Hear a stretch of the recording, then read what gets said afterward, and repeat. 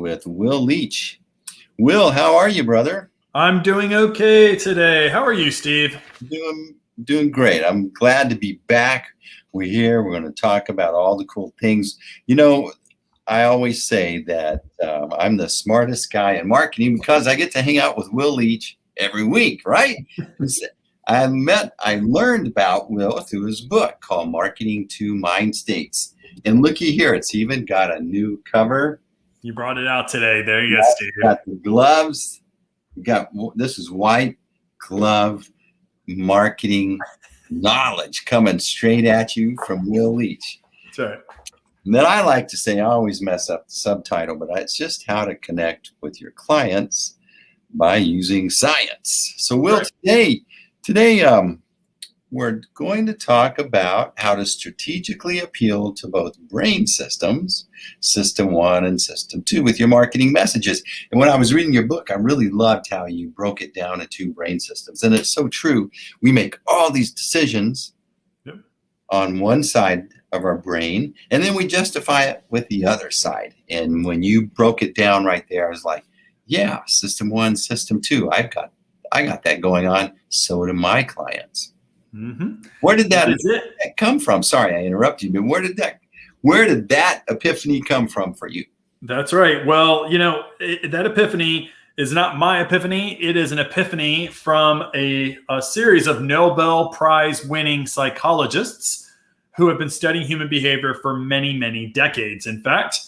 And it became popularized about 10 years ago, though, people have kind of known that there's a subconscious part of, decision-making and subconscious and conscious, but popularized, or the System 1, System 2 idea has been popularized. It's been making its way through marketing research. It's been making its way through marketing. And I think because it's become popularized, as more and more people talk about it, there become more and more myths. There become more and more kind of things that are perpetuated in the industry. And today I want to kind of talk to anybody out there first about what it is we're even talking about. But more importantly, I think, is a way of thinking about it. If you know anything about System 1 and System 2, and I'm going to explain it all to you, how to actually strategically use them, because there's this myth that's out there that is possibly causing you sales every single day. Well, it's a big thing in your book that really started. It was like, it's a huge principle that we need to grasp and bring in, because marketing, we tend to move first with all the logical reasons why this makes sense for you, but it's like the wrong way to start. That's exactly right. So, what I like to do is I talk to my students. I always have this very kind of first fact, just to wrap your head around this idea. And it is that on the average day, your customers are making about 35,000 decisions on every single day. 35,000 decisions. Now, let's just take this in your life. How many of those decisions do you remember doing cost-benefit analyses, thinking about the facts of those decisions and why you should go one way or another? Certainly there are some, but my guess it's less than 5% of those messages or those decisions, and maybe even less than that. So if you're making 35,000 decisions every single day, the vast majority of those must be made at the subconscious level.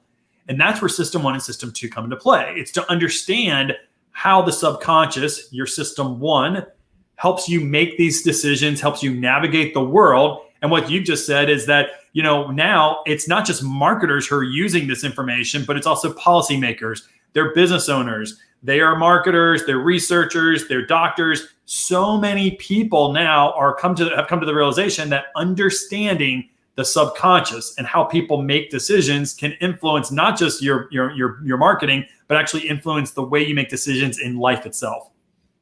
So when you're making decisions on what we want to buy, we have to see this product or service in our life somewhere. And there's a big emotional component to that. And I think that figuring out what it is that my aspirational desire is in the future and how this aligns with how I see myself is really important. It's probably one of the most important things you need to do as a business owner, Steve, and any business owner out there. And it's one of the hardest things to do. So here's what's happening. So Daniel Kahneman, he is a Nobel Prize-winning economist, and he wrote a book called Thinking Fast and Slow well over a decade ago.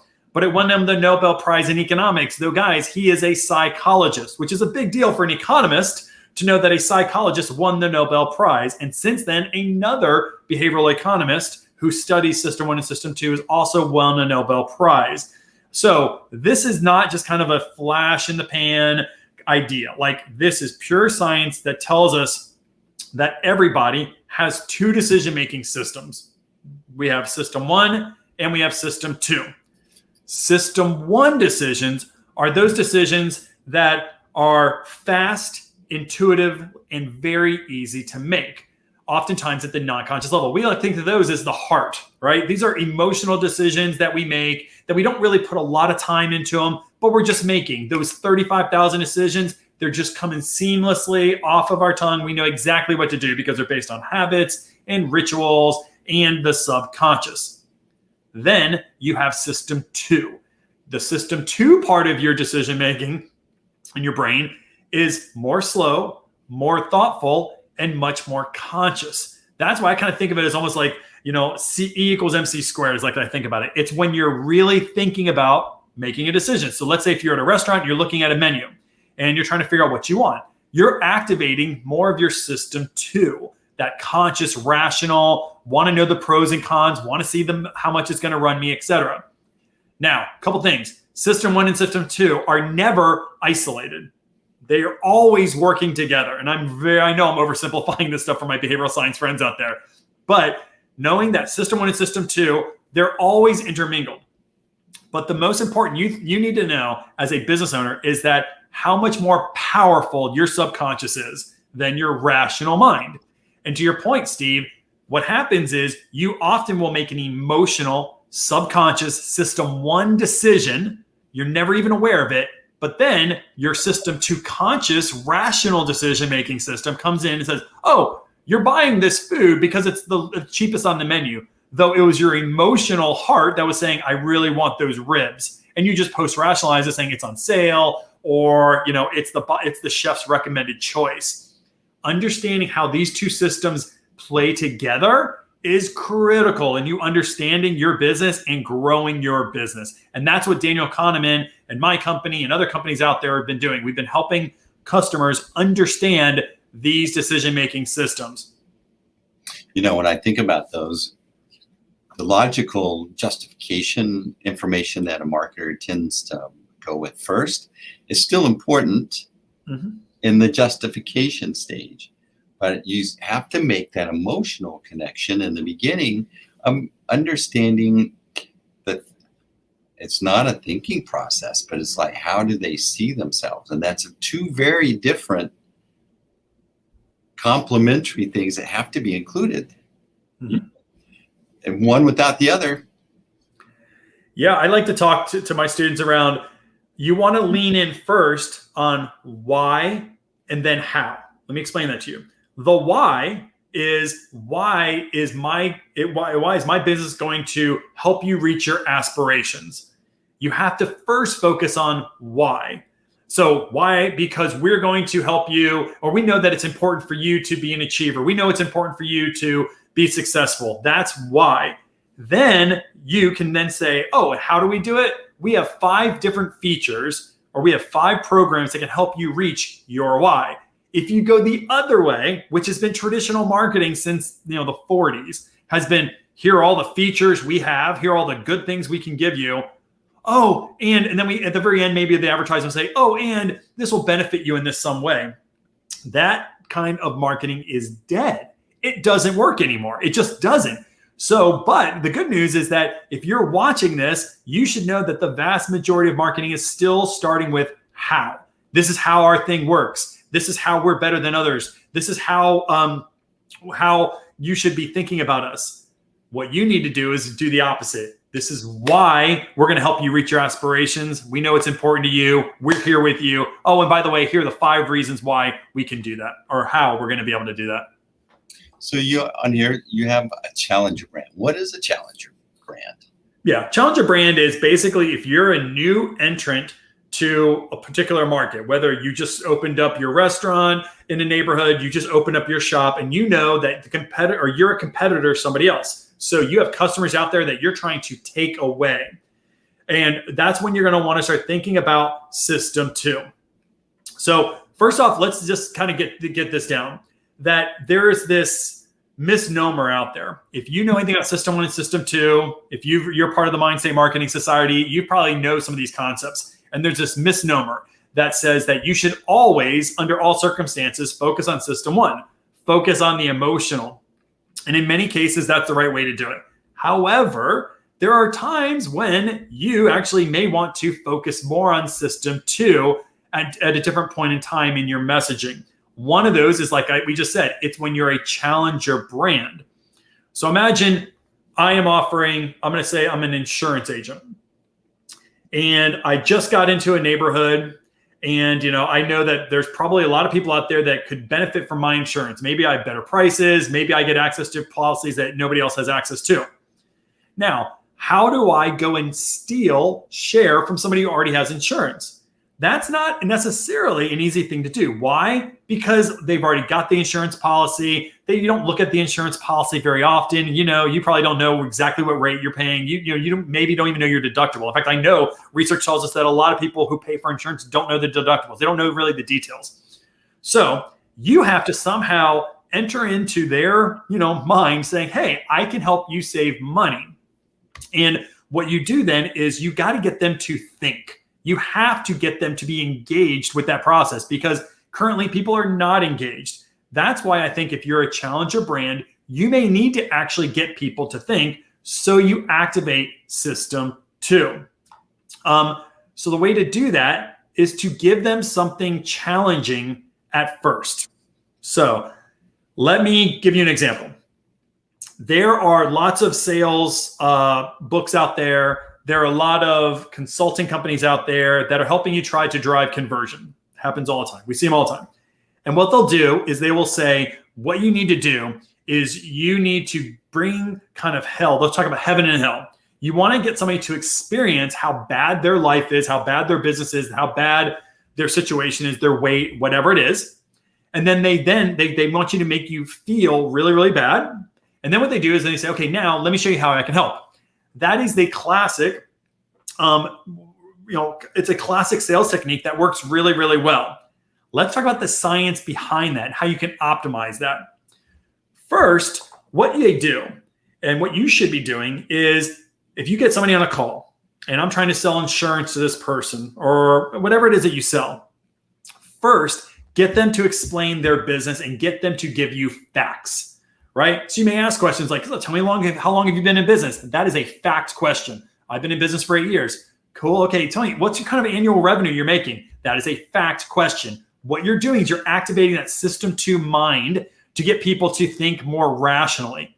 Good. That's good news for you, because now they're going to be more open to thinking about your benefits, your features in relation to what they already have.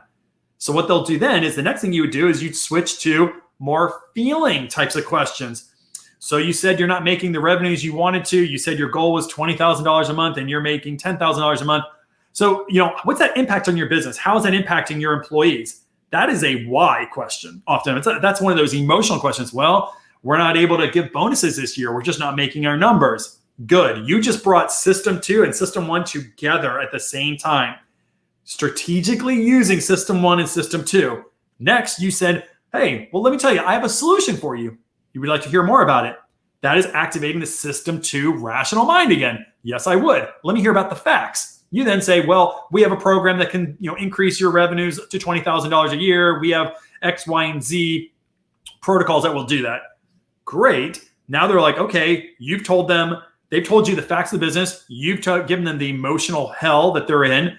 You then tell them about your program, your service, your offer, and then you show them how much how easy it will be for them to get to 20,000 and their aspirational goal of providing an incredible, business for their employees. See how that works together? So most companies will tell you, just focus on system 1 non-conscious, just focus on the emotion, focus on the emotion. That's lazy marketing, guys. There are times you want somebody to think rationally, and then you want to bring in emotion. There are times you want to bring in emotion and then have them think rationally. That's why it's important to understand it's not just focusing only on system one marketing. There are times where you want to kind of interplay these things together, and that will get you to much more effective marketing. Yeah, I was just studying some websites the other day, and this one guy was doing really great with that. He would kind of like, this is when we met, this is what their situation looked like. Then we started doing this, and then they saw these results. Hell, facts, heaven. I love it. Yeah. And so that was really done really well. So yep. And where you see it wrong and play out, and this is the stuff that frustrates me, especially with Facebook advertising, is so many business owners are taught, put some kind of crazy picture up that has nothing to do with anything, that you put something crazy up there just so we can get people to stop the feed. That is lazy marketing. I'm not suggesting it doesn't get you to stop the feed, but is that enough to get somebody to trust you? Showing a clown that when you're selling, service parts, and showing a clown, smoking. But I've seen this stuff, right? And all of a sudden, it stops you, and you look for a second and think, well, that's all I got to do. I got to stop you, and then I'm going to talk to you all about my business and why it helps. That doesn't feel natural. It doesn't feel kind of intuitive to anybody, and that's kind of lazy marketing. Will it get you results? Sometimes. Most of the time, it doesn't. So what happens is we always try to figure out, how do we get more emotional? How do I surprise you? How do I make you happy? That can maybe start a conversation. It doesn't provide the sale, I believe. And so that's why there's this misnomer that I tried to get around in my book. It's not just emotional marketing, it's system one and system two. And you have to know that both decision-making systems are being used at the same time. It's not just the reptilian brain, it's the reptilian brain plus the newer brain working together. And I think that gets lost a lot of times in today's kind of fast-paced world of just sell it, come up with a new idea and get people to stop scrolling, I think that I like to say you need to follow the American Idol model. Why? What does that mean? Yeah. Well, it means that, all right, first they show you all the awkward, where they show up and they just do their first blush, right? Yep. You can tell who's practiced, and they're going to get invited to the next show. The ones that just showed up to wing it, we get to giggle at them, be embarrassed for them, but they leave. Mm-hmm. But a lot of time, I think marketing and sales thinks that's all I need to do is just get that one audition handled, and then I'm in. But it's not true. You have several more auditions to go through, and that's when the system one and system two, bringing those along, get you through all the following auditions to win. Yep. Be the American Idol. I love it, man. It's really good. Yeah, you can get on that first show if you're quirky and weird, right? But you don't make it to the next round. I love it.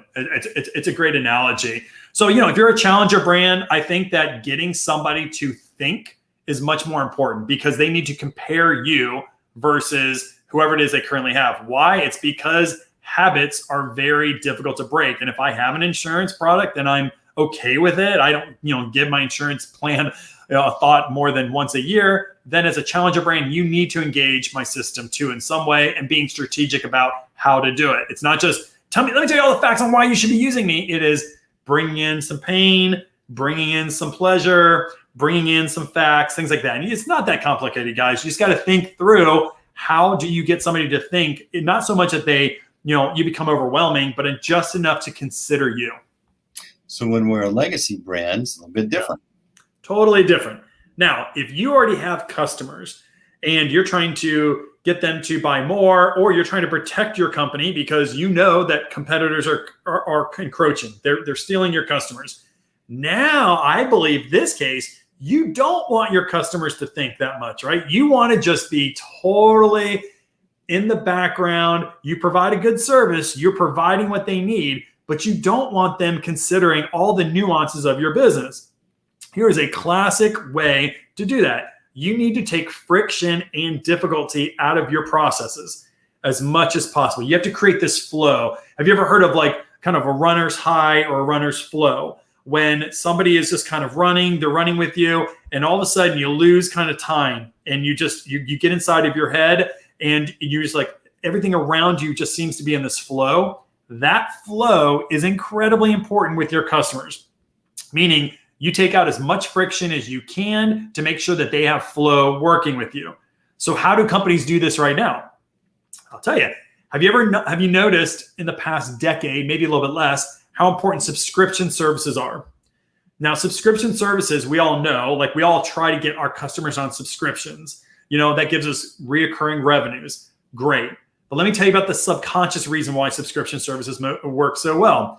Because they take friction out of the process. I don't have to compare you, and I won't compare you to another competitor because I'm on a subscription. I don't see that monthly bill. I don't have to click a button that says, I want to buy 2 of these things. They just naturally come.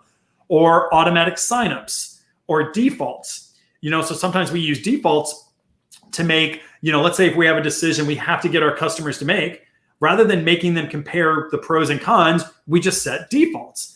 Most people select this. This is our most preferred option. That allows less friction. I don't have to think about that option. I just go with the default option, or I go with the most preferred option. Therefore, you made the decision much easier on your customers. They click yes, buy, and that transaction's done, and they don't have to think about you again for a long time. So if you already have customers, if you have people that have been using you for a while, go system 1. Talk emotional to people. Always focus on helping them reach their aspirational goals. Do not do price comparisons or compare yourself to anybody else, because you're bringing friction into the process. And that'll be a much more effective way to run your business. So what do you mean when you say be thoughtful about how much thinking you want from your customers? Right. Hey, it's funny because I think let's dig in here. Yeah, I think it's this concept that we get lazy and we think, well, you know what? I don't want my customers to overthink. I want to do all the work for them. But no, that's not true. I just gave an example of where you want to price comparison, or you want to have, if you're a new entrant to a category and you're a challenger brand, you're trying to steal customers from your competitors, then you may want them to think. So it sounds funny, but your modus operandi would be not to, most people think, don't make my customers overthink. That's not true. So what I want you to do is, there are certain times when you want them to think.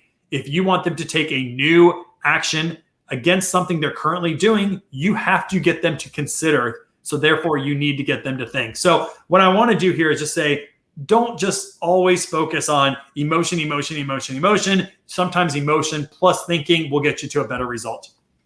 Love it. You think about when you look at a map and you're going somewhere, there's curves. It's not a straight line. You're going to have stops. You're going to go different ways. And the sales process, the marketing process needs to accommodate as well. That's right. All right. So now it's one of our favorite times. We got 3 questions for you today, Will. All right. These are questions of folks who are asking. They're important.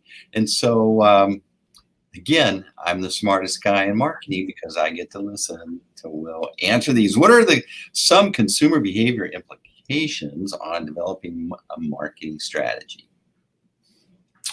What are some consumer behavior implications on developing a marketing strategy? So what does human behavior tell us about our marketing strategy? Here's what I would tell you. The number one thing you should be thinking about in consumer behavior is there is a resistance to try new things. Why? Because people get into habits, they get into rituals, and because of that they choose not to choose. Happens all the time. So if we know underlying that people don't like to change, like, there's a huge book out there called Who Moved My Cheese to help people deal with change. If we know that's the default, people don't like to change, then you need to think about your marketing strategy is how do you create enough pain or showcase that they can have real gain or a pleasurable experience to get them to kind of compensate for the desire to not change. So that's the first thing. You got to know that consumer behaviors, people don't like change. So you need to get them to really want to change. The second thing that comes to mind, and we talk about this on the show all the time, is that there is a real consumer resistance to marketing. In today's world where you're getting 6,000 advertisements being hitting you every given day, that you need to think about your marketing strategy as how do I lower resistance? Because people initially resist sales and marketing. And we do that through regulatory approach, right? So in the book, Marketing Mindstates, we talk about regulatory approach and how do you lower resistance to messaging. So to me, those are two things that come to mind where we think about consumer behavior and how it implicates your marketing strategy. People don't like change, and people are very risk averse as it comes to marketing. So you have to be able to overcome those two things. All right, excellent. So let's change, even though you don't want to, but we're going to change to the new question. Okay. Yeah. Is behavioral economics being used in market research? Yeah, it's. I like to think of behavioral economics as one of the big three in marketing research. So if you're in the marketing research field, you're looking to get into the marketing research field, there are these three big, huge waves of change happening. The first one is behavioral economics, and it's really this understanding of system one and system two, and how do you understand how these two decision-making systems interact together to influence business and consumer decisions, right? So that is the first wave. The second wave in marketing research is agile research. It came from the discipline of agile product development, but this idea of rather than trying to use research to understand the entire world or these large problems, what agile research does is it allows you to understand a part of the problem, learn, iterate, go to the next part, go to the next part, go to the next part until you understand an entire system of problems. So agile research is the second of the big three. And the third of the big three is do it yourself.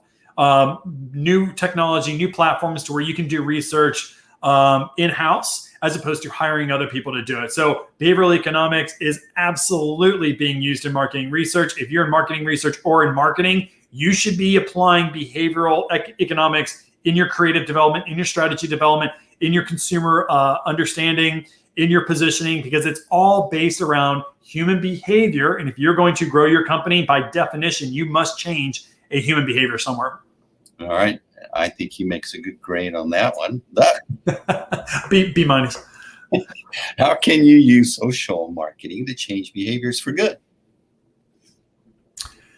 How can you use social marketing to change behaviors for good? So that's interesting. I'm going to try to figure out for good, is that time, like for a long time good, or if that means change behaviors in a good way, altruistic. Yeah, I would lean towards probably social marketing is leading to for good reasons. For good reasons. Okay. So I think we'd be in the same place.